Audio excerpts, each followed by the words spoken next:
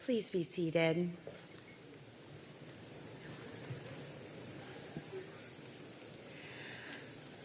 I am so very delighted to welcome you to our baccalaureate convocation in honor of the class of 2018.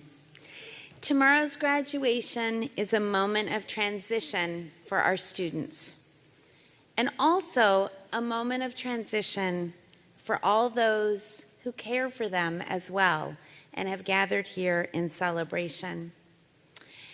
And like all human communities, we mark transitions with rituals designed to channel our deepest hopes, our deepest wishes, our deepest prayers. I have said that a Rhodes education must support the spirit as well as the intellect. Without hope and resilience, even the best trained minds can succumb to cynicism or even nihilism. The students who will be speaking and performing today, all of them accomplished members of the class of 2018, will share the ways that they have found meaning in the midst of their academic pursuits. Through expressive reading, music, and dance, they invite us to remember what it is that binds us together and to reflect on where each of us has begun and where each will go. I wish much health and happiness for our graduates and for you, their families, as well. In my tradition, we mark transitions with a blessing. May God bless you and keep you. May the light of God shine on you. May God turn her face towards you and give you peace. Amen.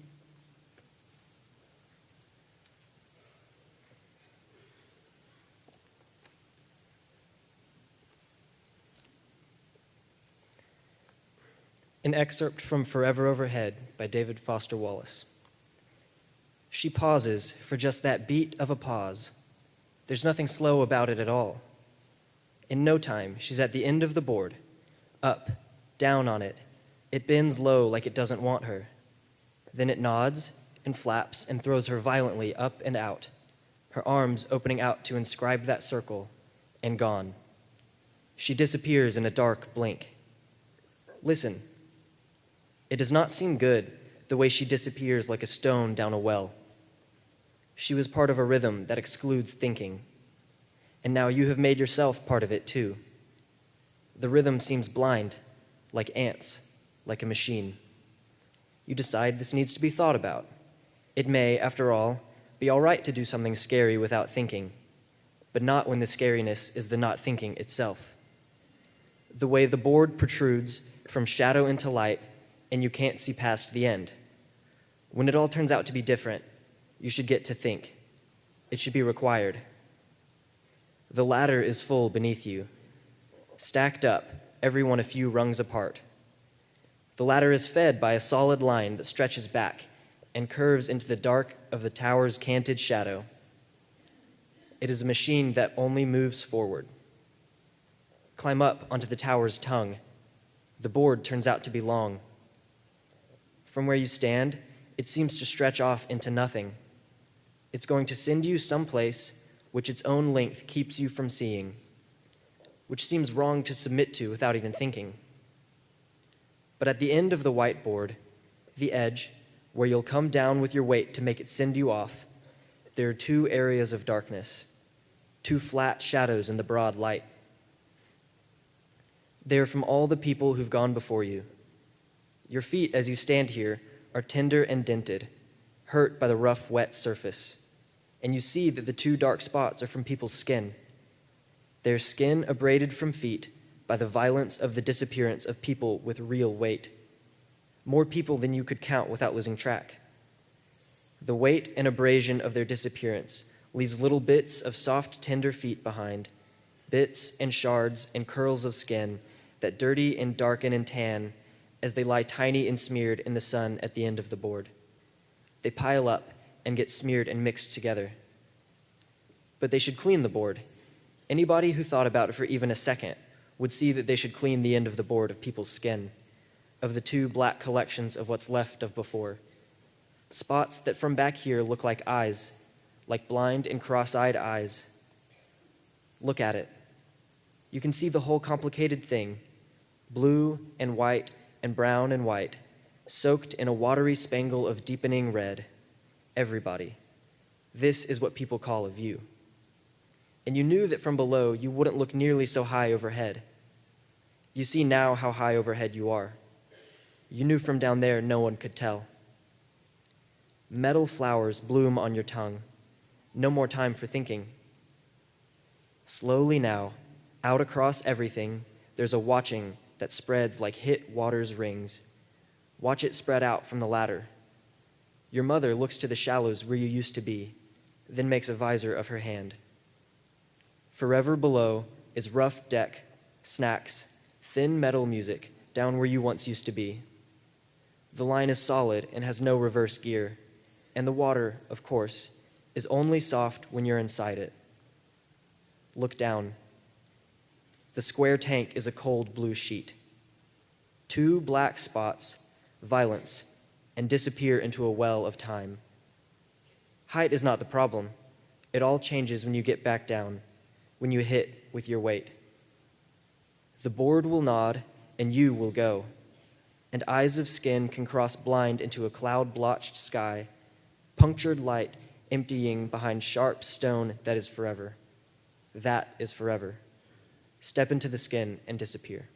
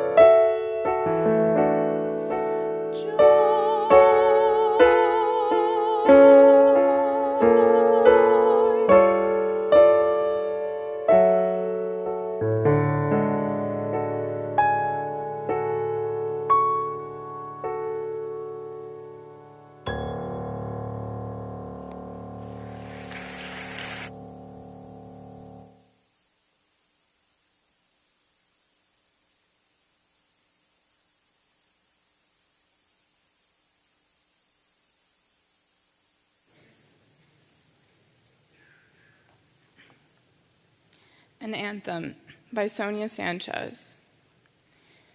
Our vision is our voice. We cut through the country where madmen goosed up in tune to Guernica. We are people made of fire. We walk with ceremonial breaths. We have condemned talking mouths. We run without legs. We see without eyes. Loud laughter breaks over our heads. Give me courage so I can spread it over my face and mouth. We are secret rivers with shaking hips and crests. Come awaken our thunder so that our eyes can see behind trees. For the world is split wide open, and you hide your hands behind your backs. For the world is broken into little pieces, and you beg with tin cups for life.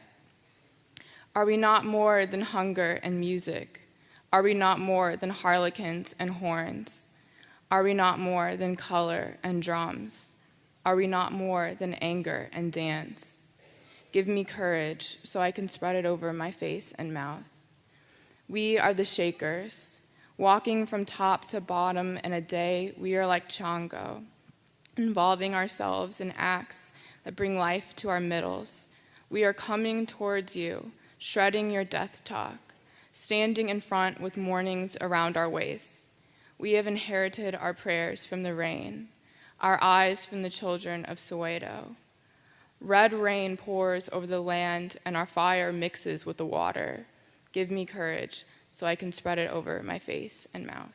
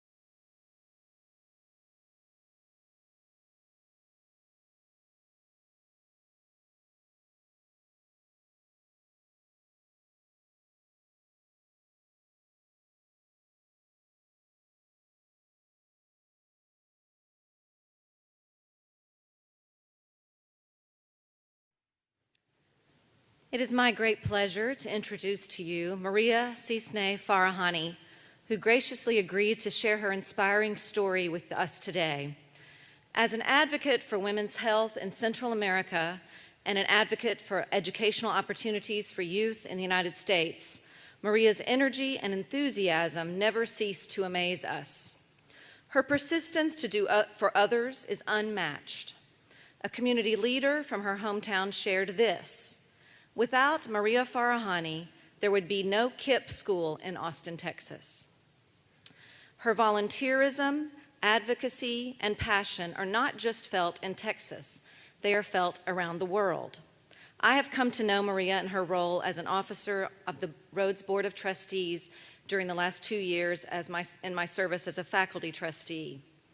Inspired by the experiences of Maria's daughter, Layla, a member of the class of 14, she has come to love Rhodes and all it represents.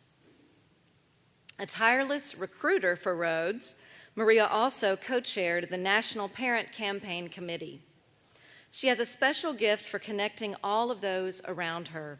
And in 2017, Maria was recognized by the college with its highest honor, the Distinguished Service Medal.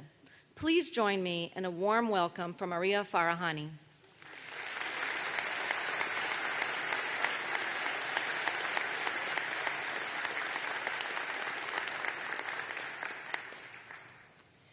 It is my pleasure.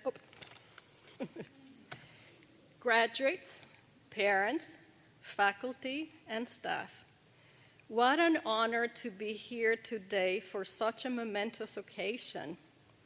We are not only celebrating your graduation, but this is also the first graduation under Rhodes' first female president, Dr. Haas.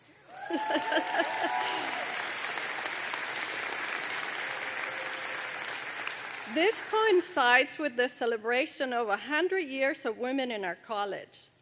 So let me be the first to congratulate each and every one of you and your families. This is a great day, one you have dreamed of for years.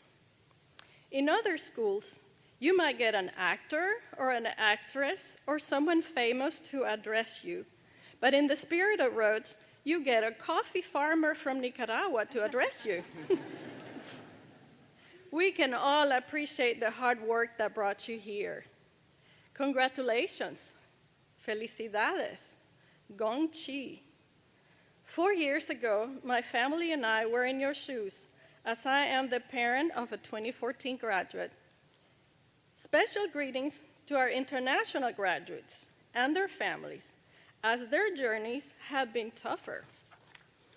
I, too, was once an international student in this country.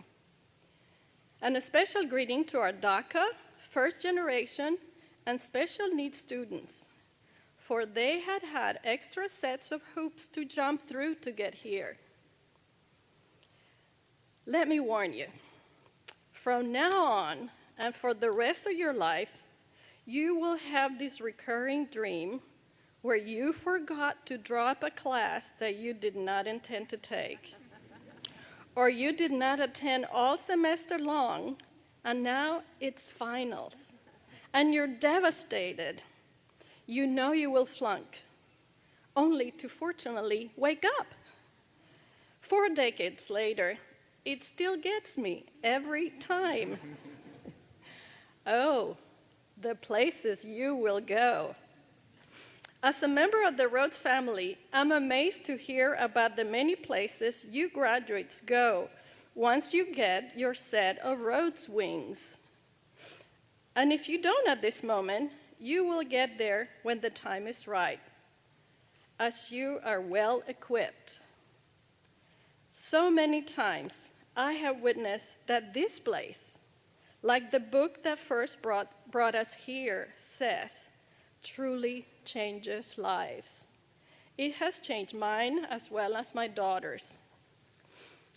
I am a 4th-generation coffee farmer who came to this country from Nicaragua to seek an education while my native country was falling into a civil war in the 1970s. A leftist revolution took over when the Sandinista Front won the armed conflict. Some of my friends were joining a clandestine armed struggle against the government that I chose not to join. Instead, I came here to the United States. I believe that persistence, determination, and peaceful actions are a better choice. It was so heartbreaking to witness the loss of so many lives in that struggle. It was also a tough time for my family, as my parents were on the losing side of the struggle. Everything we owned was confiscated, and our dad became a political prisoner who, on a brief release, went into hiding and eventually was smuggled out of the country. Meanwhile, I managed to graduate from university just before the rug was pulled from under my feet.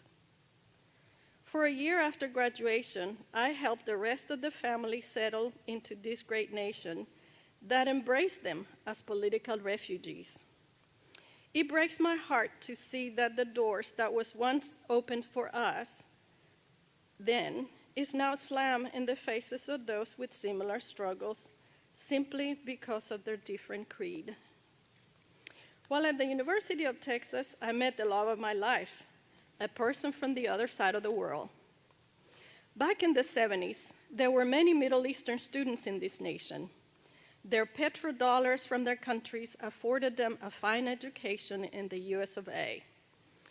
I fell in love with a student from Iran. His country, that had experienced 2,500 years of monarchy, was also undergoing a violent revolution that brought down their Shah, the King of Kings, thus starting a new reality for their nation. But nothing could deter the two lovebirds from falling in love. A year after helping my family adjust to a new country, culture, language, and a new reality in the United States, I moved to Iran to be with the one I loved. I arrived barely 6 months after the students had climbed the walls of the American embassy in Tehran and had taken the American diplomats as hostages with the blessings of the new religious leader, the Ayatollah Khomeini. These dramatic events led the US government to break ties with Iran, ties that remain broken to this day. Those days in Iran were uncertain, with so many changes happening with the transition from monarchy to religious authority.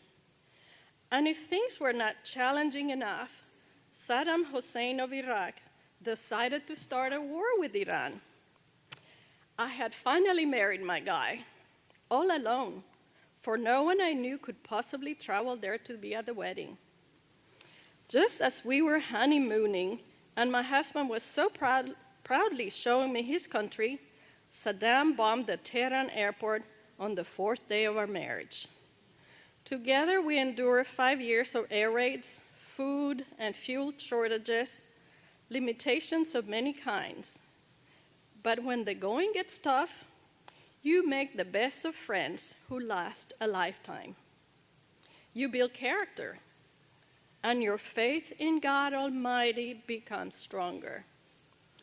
Consider it pure joy, my brothers, whenever you face trials of many kinds, because you know that the testing of your faith develops perseverance. James 1:2-3. Thanks to my liberal arts education and the knowledge of 4 different languages, I found a job at an embassy in Tehran. The job afforded us a bridge between worlds and a closer contact with the outside. Life changed when we were about to have a child. In 1986, Saddam Hussein decided to intensify the conflict by dropping missiles in Tehran, where we lived. We felt it was not a place we wanted to nurture our newborn child, and we left it all behind. We had education, faith, one another, family, and friends with open hearts. We left behind all we had built together to find safe ground in the United States of America. Due to the strained relations between our countries of origin, our legalization here took years. Again, thanks to our education and the mighty God above, we thrived in an adopted country. Remember, graduates, that no political conflict, uncertainty, or life change could ever take away the education you have received. Make no mistakes. At the present moment, this is the best country that has ever been in the history of humankind.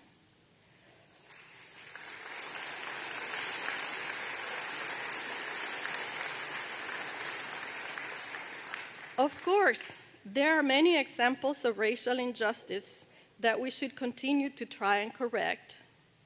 And we may disagree strongly with our political leaders, but we have a constitution that guarantees our rights. Please do engage yourself in maintaining, enforcing, and preserving our principles. For the last 242 years of history, the world has looked to this nation as a leader. Please make sure we elect those who have the character to continue this tradition.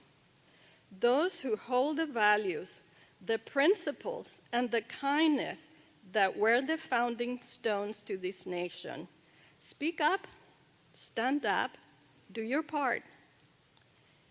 This country has been a great place, a safe place to raise a family, to support ourselves comfortably, and to help others.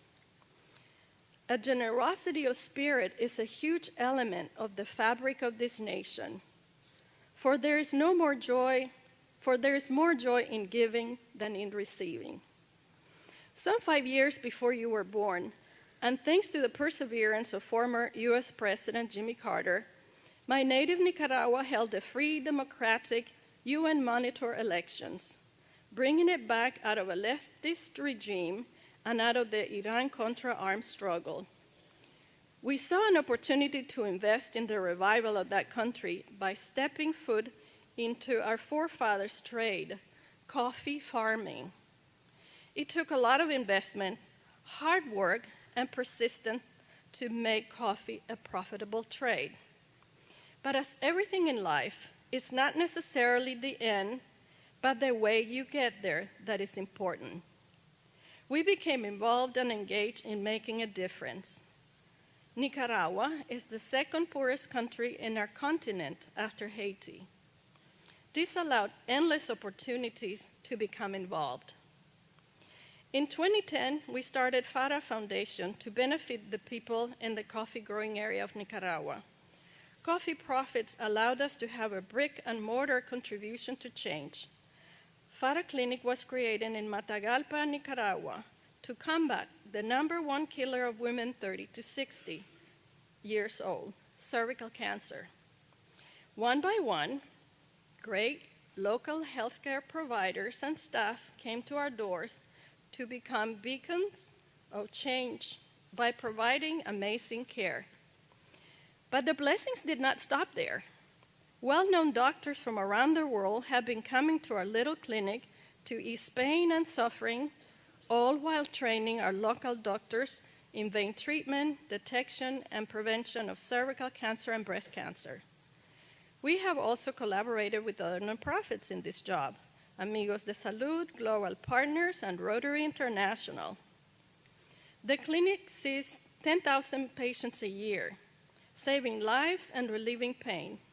The foundation gives non-perishable food items to over 100 families who could not make ends meet. It also helps with elder care and education of the young. I can honestly tell you that never before in our lives we have felt so complete now that we're helping to meet the basic needs of others. I would like to encourage you to continue the compassionate journey you have started at Rhodes. Wherever life's journey may take you, do your part to seek out such opportunities and make a difference. A quick update on the other two countries of this story. My prayers are with the people of Nicaragua as they're trying to change the course of history through peaceful demonstration, and to the everyday people of Iran, as they will be deeply affected by U.S. sanctions. As you move from the familiar, supportive environment at Rhodes and into a new adventure, I want you to remember one thing.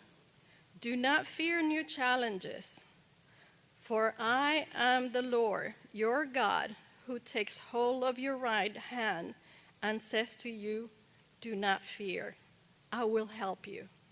Isaiah 41:13. Make your life a journey of faith and keep close contacts with family and friends. The wonderful mentors you have had here, I'm certain, will have your back in the future. I feel like I'm preaching to the choir in my humble voice, for Rhodes students are the most engaged in the nation when it comes to making a difference. But in this time of transition, I want to encourage you to keep your voice. Like Mr. Gandhi said, be the change you want to see in the world. Don't let anything or anyone discourage you. Be inspired to follow your heart, because once you do, others will be inspired. Do not fear challenges, but embrace them. For you have something that no war, revolution, or adverse circumstance can ever take away from you: a fine education and a valuable degree from a very reputable institution. I ask a favor of you. Please don't forget in the future to be generous with this fine college that has opened many doors for you, so that others may have the same fortune you have had. Again, congratulations to each and every one of you, and may you enjoy all the best that life may offer. Thank you.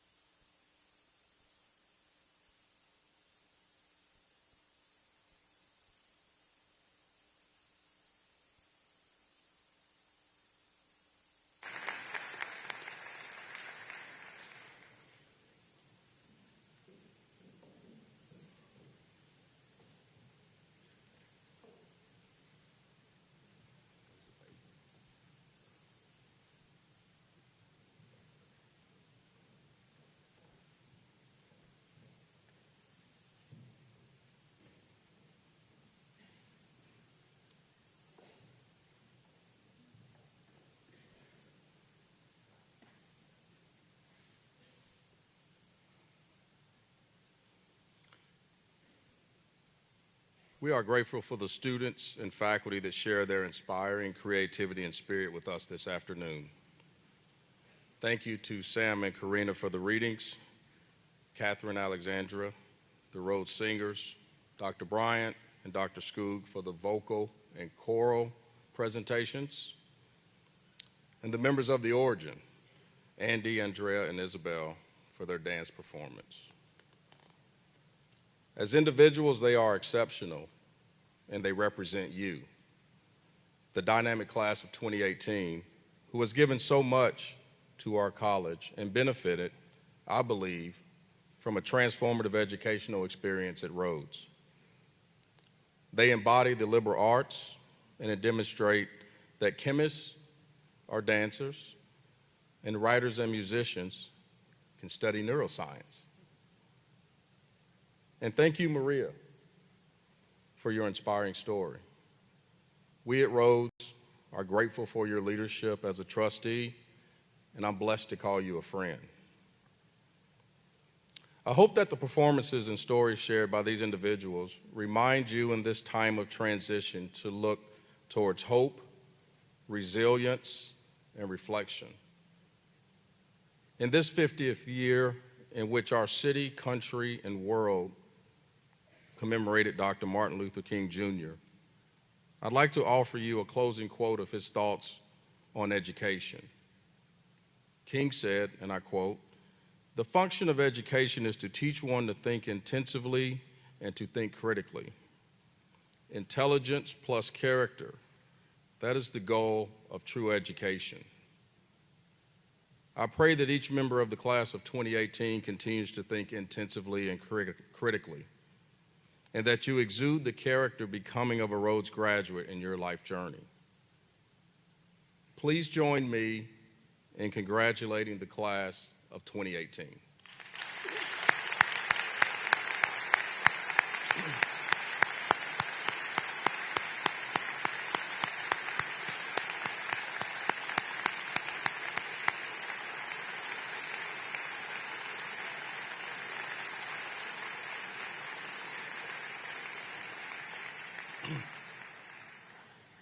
And just in case anyone has forgotten, please join us tomorrow at 9:30 at Fisher Garden.